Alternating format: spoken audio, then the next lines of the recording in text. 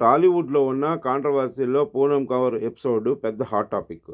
ఆ మధ్య డైరెక్టర్ త్రివిక్రమ్ శ్రీనివాస్పై సంచలన ఆరోపణలు చేసింది ఈ హీరోయిన్. ఈ అంశంపై అన్ని మీడియా ఛానల్లో డైలీ సీరియల్గా డిబేట్లు చేస్తూనే ఉన్నారు. అంతేకాదు, పవర్ స్టార్ పవన్ కళ్యాణ్ సైతం పలు సందర్భాల్లో పరోక్షంగా విమర్శిస్తూ ట్వీట్లు చేసింది పూనం. ఇక తాజాగా పూనం కౌర్ మరో సంచలన ట్వీట్ చేశారు. డైరెక్టర్ త్రివిక్రమ్ పై చాలా కాలంగా మా అసోసియేషన్లో ఫిర్యాదు చేసినా కూడా ఎవరు యాక్షన్ తీసుకోలేదని ట్వీట్ చేసింది.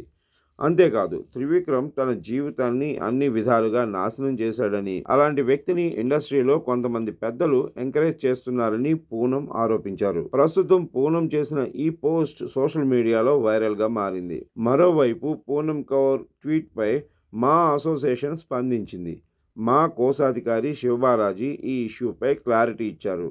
పూనం కౌర్ నుంచి మా మూవీ ఆర్టిస్ట్ అసోసియేషన్కి ఎలాంటి ఫిర్యాదు రాలేదని, మా టర్మ్ కంటే ముందే ఆమె ఫిర్యాదు చేసినట్లు కూడా రికార్డుల్లో ఎక్కడా లేదని అన్నారు. మా అసోసియేషన్కు ఫిర్యాదు చేసినట్లు పూనం కౌర్ ఇలా ట్వీట్ చేయడం వల్ల ఎలాంటి ఉపయోగం లేదని, మా అసోసియేషన్ను కానీ న్యాయ వ్యవస్థను కానీ ఆమె ఆశ్రయిస్తేనే న్యాయం జరుగుతుందని శివబాలాజీ కామెంట్ చేశారు.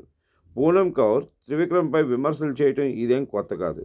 గత కొంతకాలంగా వీరి మధ్య ఏదో ఇష్యూ నడుస్తూనే ఉంది. అయితే త్రివిక్రమ్ ఏ రోజు కూడా పూనం కౌర్ గురించి మాట్లాడడం కానీ, ఈ ఇష్యూ గురించి వివరణ ఇవ్వటం కానీ చేయలేదు. అయితే పూనం కౌర్ మాత్రం ఎప్పుడు అవకాశం దొరికినా అటు త్రివిక్రమ్ను ఇటు పవన్ కళ్యాణ్ను విమర్శలు చేస్తూనే ఉన్నారు. ఏపీలో ఎన్డీఏ ప్రభుత్వం ఏర్పాటు చేసిన సందర్భంగా కూడా ఆమె వివాదాస్పద ట్వీట్ చేశారు.